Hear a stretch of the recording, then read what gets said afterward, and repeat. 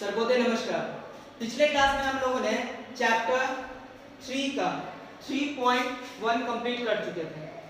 I hope आप लोगों ने बना लिया होगा। एक क्वेश्चन मैंने आप लोगों के लिए छोड़ा था, ठीक है, क्वेश्चन नंबर 3। अब हम लोग 3.2 के बारे में बात करेंगे। यहाँ पर एक क्वेश्चन है 3.2 का, क्वेश्चन नंबर 1 का 1।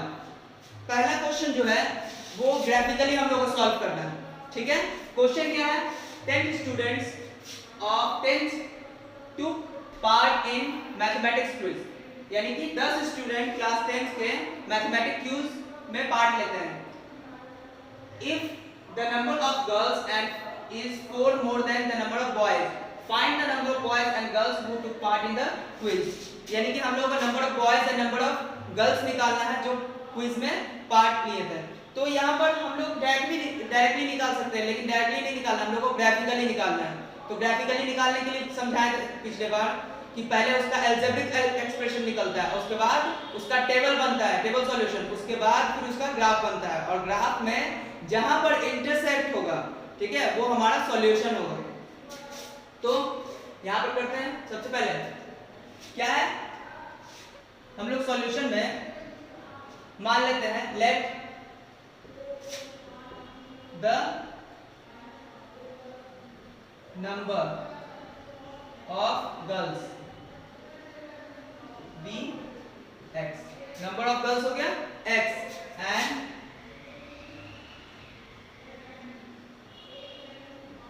number of boys y। number of girls x मान लिया, number of boys y मान लिया। उसके बाद से हम लोग को क्या निकालना है? अलजेब्रिक एक्सप्रेशन लिखेंगे according to question the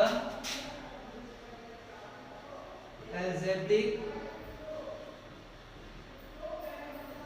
expression are। algebraic expression सबसे पहले टोटल स्टूडेंट कितना है? टोटल 10 स्टूडेंट है, गर्ल्स और बॉयज मिला के। तो नंबर ऑफ बॉयज कितना है? x y है, और नंबर ऑफ गर्ल्स x, यानी दोनों को ऐड कर देंगे तो टोटल कितने स्टूडेंट्स होंगे? 10।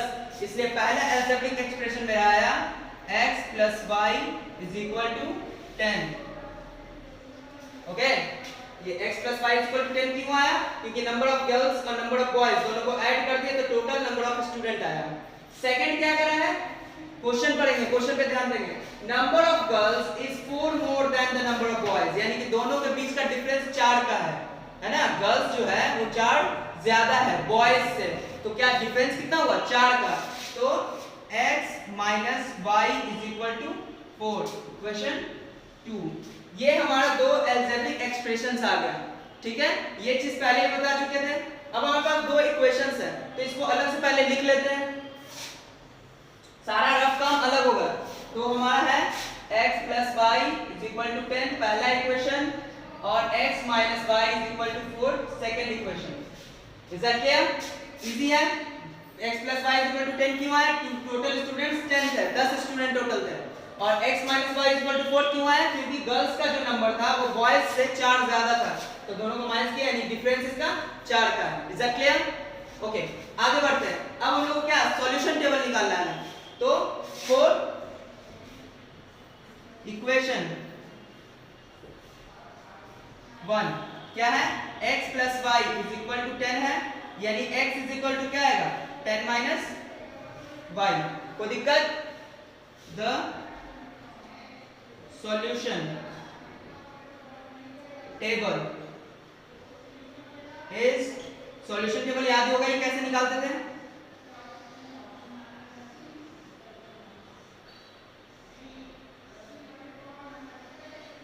यहाँ पर क्या रहेगा? x और यहाँ y।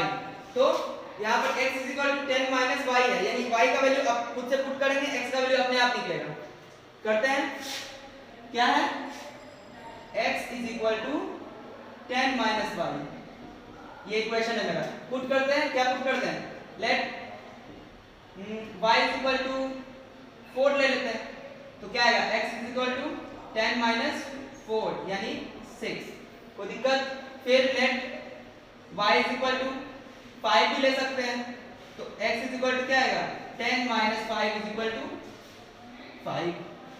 कोई दिक्कत नहीं है, एकदम इजी है। फिर let y is equal to 6 ले लो, x इज इक्वल टू क्या आएगा 10 माइनस 6 इज इक्वल टू 4। यहाँ तक कोई दिक्कत नहीं है। x plus y is equal to 10 था, तो क्या किए y को उधर भेजे, राइट साइड भेजे, तो क्या हुआ प्लस से माइनस में गया तो 10 माइनस y हुआ। अब 10 माइनस y हुआ तो y इज इक्वल टू 4 लिए, तो 10 minus 4 is equal to 6, y is equal to 5 लिए, 10 minus 5 is equal to 5, y is equal to 6 लिए, तो 10 माइनस 6 इज इक्वल टू 4। अब सब वैल्यूज में डालते हैं। सबसे पहले y का वैल्यू 4 लिए थे हम लोग, तो x का वैल्यू कितना आया था 6, y का वैल्यू 5 लिए तो x का वैल्यू भी 5 आया। फिर y का वैल्यू 6 लिए तो x का वैल्यू कितना आया था 4। ये मेरा सॉल्यूशन टेबल इक्वेशन 1 का आ चुका है। कोई दिक्कत नहीं है, आगे बनाते हैं। तो सॉल्यूशन टेबल हम लोग का निकल चुका है। एक चीज याद रहे, दिखाएगा ये सब, वो सब रफ में होगा। ये सॉल्यूशन टेबल हम लोग नोट कर लेते हैं साइड में, ठीक है। अब देखिए ये सॉल्यूशन टेबल मैं नोट कर लेता हूं अलग से।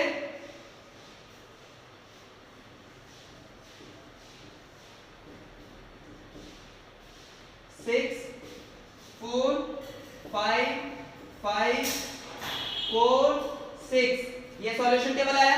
अब इक्वेशन 2 का निकालते हैं हम लोग।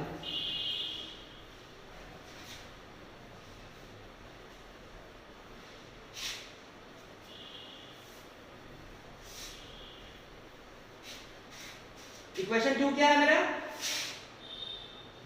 4, इक्वेशन 2, और इक्वेशन 2 हम लोग निकाल रहे हैं। इक्वेशन 2 क्या है x minus y is equal to 4, तो x इज इक्वल टू क्या आएगा y प्लस 4 है ना, माइनस से उस तरफ प्लस में y प्लस 4 आ गया। अब इसका टेबल निकालते हैं।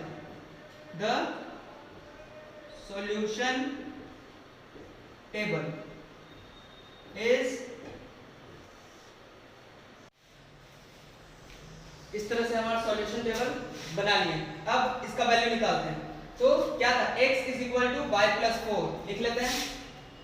x is equal to y plus 4, अपने मन से वैल्यू डालेंगे कुछ भी। तो let y is equal to 1 डाल देते हैं, तो x इज इक्वल टू क्या आएगा 1 प्लस 4 यानी कि 5।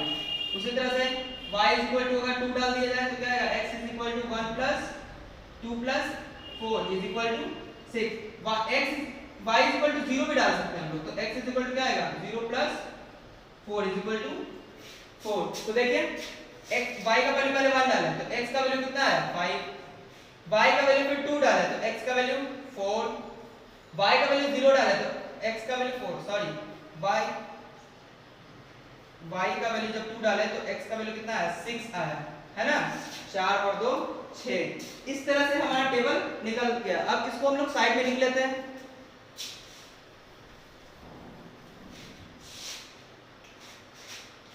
क्या है टेबल हमारा x y 5 1 6 2 4 0। इस तरह से हमारे पास दो सॉल्यूशन टेबल आ चुके हैं। टेबल आने के बाद अब हम लोग को इसे क्या करना है ग्राफ में रिप्रेजेंट करना है, तो करते हैं।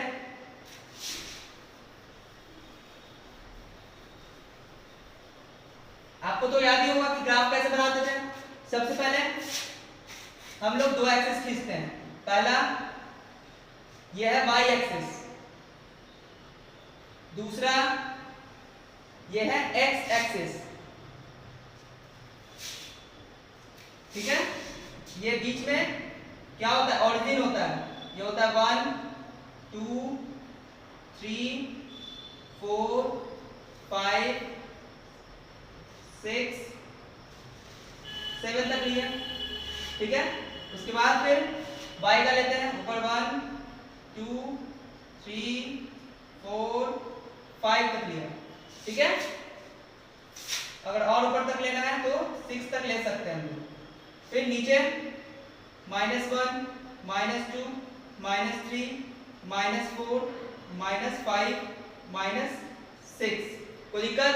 फिर इधर -1 -2 -3 -4 -5 -6 -7 तक लिए। अब सबसे पहले इसके बाद क्या था कि हम लोग को पॉइंट डोनेट करना था। तो सबसे पहले क्या है 6 4, x का वैल्यू 6 और y का वैल्यू 4 कहाँ आया यहाँ पर। फिर x का वैल्यू कहाँ 5 और y का वैल्यू 5, तो x का वैल्यू 5 और y का वैल्यू 5 कहाँ आएगा यहाँ आएगा। ठीक है, इसके बाद क्या था x का वैल्यू 4 और y का वैल्यू 6, तो यहाँ आएगा। इस तरह से ये हम लोगों का लाइन मिला। ठीक है, दोनों पॉइंट पे रहेगा। ठीक है, अब हम लोगों को ये लाइन मिल चुका है इक्वेशन 1 का। लिख लेते हैं कौन कौन सा कोऑर्डिनेट था इसका। तो पहला कोऑर्डिनेट था 6 और 4, 6 4। दूसरा कोऑर्डिनेट था 5 5 5 5। तीसरा कोऑर्डिनेट था 4 6 4 6। इस तरह से हमारा पहला ग्राफ बना। दूसरा देखते हैं x का वैल्यू 5 और y का वैल्यू 1, x का वैल्यू 5 y का वैल्यू 1 यहाँ आएगा। सेकंड x का वैल्यू 6 और y का वैल्यू 2 यहाँ। फिर x का वैल्यू 4 y का वैल्यू 0, x का वैल्यू 4 y का वैल्यू 0। इस तरह से ये बन गया।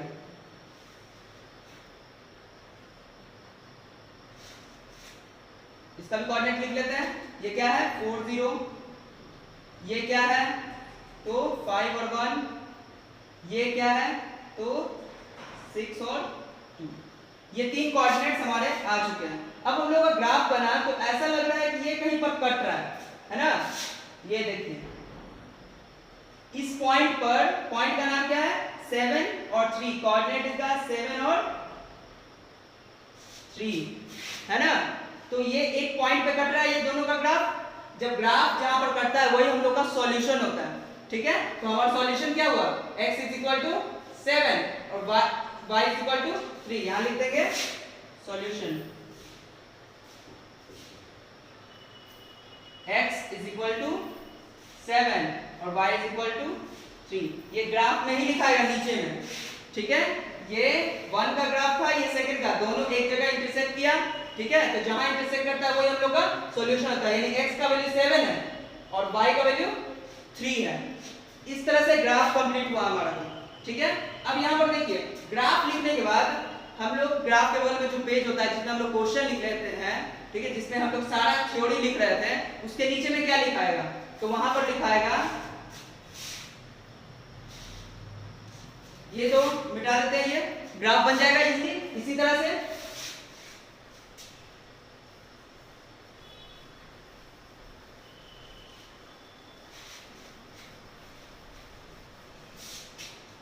वहां पर क्या लिखाएगा जहां पर हम लोग क्वेश्चन लिखे थे और बाकी टेबल वगैरह बनाए थे, वहां पर लिखाएगा since the graph intersect at point कितना था, किस पे कट रहा था 7 3। So number of girls is 7 and number of boys is 3। इस तरह से पूरा फर्स्ट क्वेश्चन हम लोग का कंप्लीट हुआ। और कैसे कंप्लीट हुआ ग्राफिकली हम लोग को पता चला कि हाँ इसका सॉल्यूशन 7 और 3 यानी x का वैल्यू 7 है y का वैल्यू 3। जब दो ग्राफ आपस में कटता है तो जहां पर कटता है उसी का कोऑर्डिनेट हम लोग का सॉल्यूशन बनता है। ठीक है, और इसमें कटा किस पर तो कोऑर्डिनेट 2 7 और 3 पर, इसलिए हमारा सॉल्यूशन 7 और 3 है। x का वैल्यू 7 और y का वैल्यू 3 और x का वैल्यू क्या था गर्ल्स का था और y का वैल्यू क्या था बॉयज का था। तो इसलिए number of girls 7, number of boys 3। इसका सेकंड क्वेश्चन यानी क्वेश्चन नंबर 1 का फर्स्ट मैंने बनाया है, क्वेश्चन नंबर 1 का सेकंड आप लोग को बनाना है अपने तरीके से। ओके,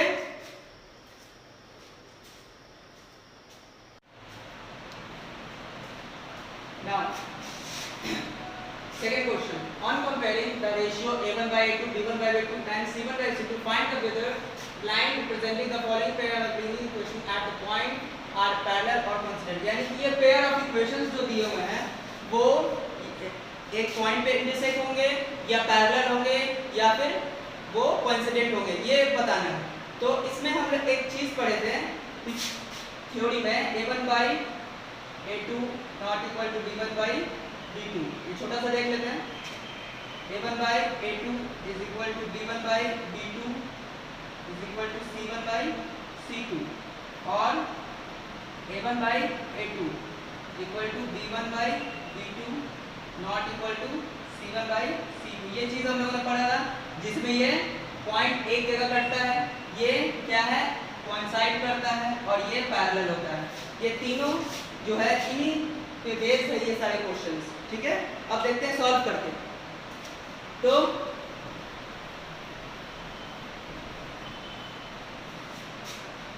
पहला क्वेश्चन हम लोग बनाते हैं, ठीक है। सॉल्यूशन क्या है, लेट a1 क्या होगा इसका 5, b1 4, c1 8, put out a1 b1 c1, फिर a2 7, b2 6 और c2 -9, 4 माइनस में रहेगा क्योंकि यहाँ में माइनस है। हो गया। अब क्या होगा, a1 by a2 निकालते हैं हम लोग, 5 by 7 आएगा, कोई दिक्कत। फिर b1 by b2 निकालते हैं, -4 by 6 आ रहा है, यानी कि अगर इसे हम लोग रिड्यूस करेंगे तो क्या आएगा -2 by 3। यहाँ पर क्लियरली पता चल रहा है कि इन दोनों का रेशियो मैच नहीं कर रहा है। यहाँ पे लिख देंगे since a1 a2 not equal to b1 by 2, है ना, दोनों का रेशियो मैच नहीं कर रहा है, यानी कि दोनों a1 by a2 is not equal to b1 by 2। Third नहीं करेंगे क्योंकि पहले ही का रेशियो मैच नहीं किया, hence they have unique solution.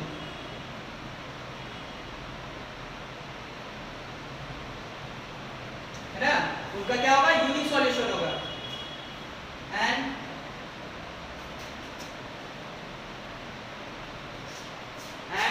the pair of linear equation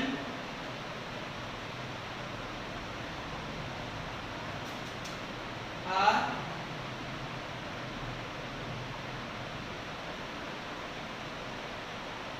intersect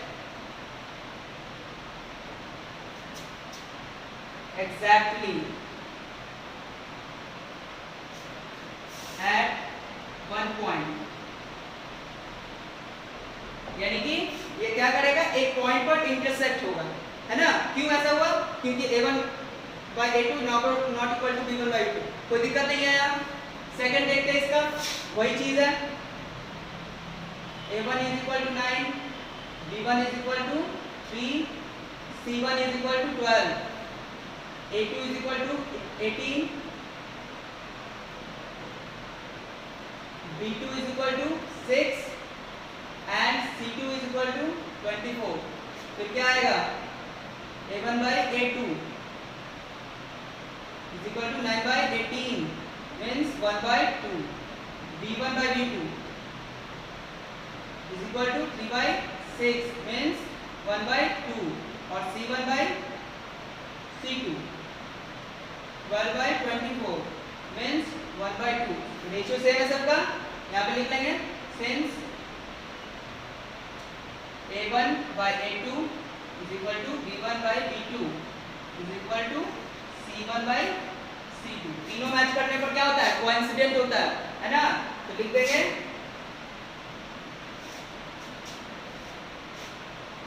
the pair of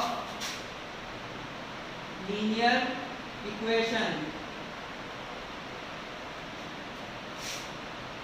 are coincident।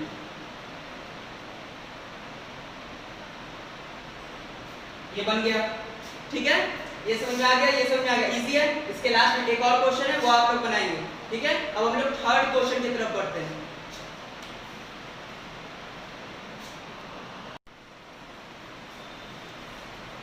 ये क्वेश्चन भी पिछले क्वेश्चन की तरह ही है, सिर्फ इसमें बताना है कि जो पेयर ऑफ सॉल्यूशन है मेरा वो कंसिस्टेंट है या इनकंसिस्टेंट है। कंसिस्टेंट और इनकंसिस्टेंट के बारे में हम लोगों ने पढ़ा था कि जिसका सॉल्यूशन निकल जाता है वो कंसिस्टेंट होता है और जिसका सॉल्यूशन नहीं निकलता है वो इनकंसिस्टेंट होता है। अभी हमको दो क्वेश्चंस दिए हैं, दो क्वेश्चन को सॉल्व करके देखते हैं और क्वेश्चन जो है वो आप बनाइएगा। देखते हैं पहला क्वेश्चन में क्या है, a1/a2 = 3/2। ठीक है, इसके आगे जो मानना था वो मान सकते हैं। ठीक है, जैसे कि मान लेते हैं a1 = 3, b1 = 2 and c1 = 5, a2 = 2, b2 = 3 और c2 = 7 मान लिए। इसके बाद फिर करते हैं a1/a2 क्या आएगा 3/2, b1/2 क्या आएगा 2/-2। नहीं ना हुआ सेम, जब नहीं हुआ तो लिख देंगे सिंस a1/a2 ≠ b1/b2, है ना। therefore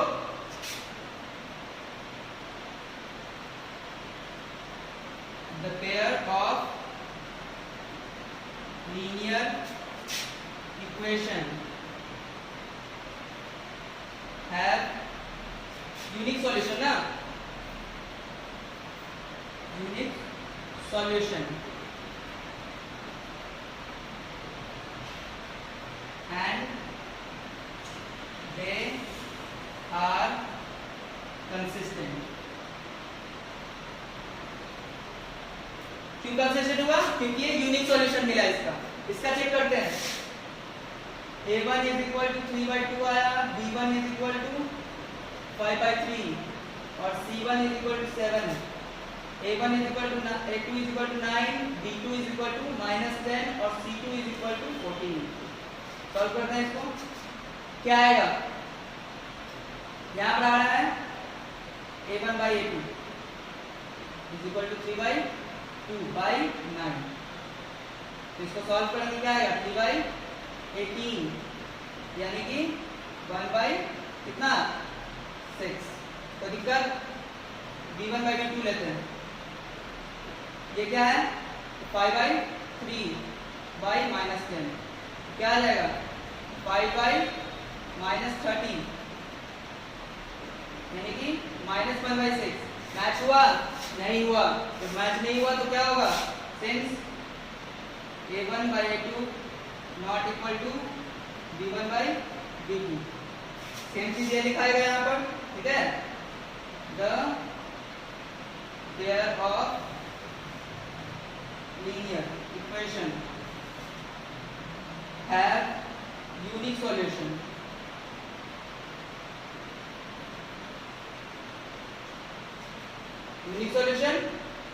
so they are consistent। इसलिए क्या होगा, ये कंसिस्टेंट होगा।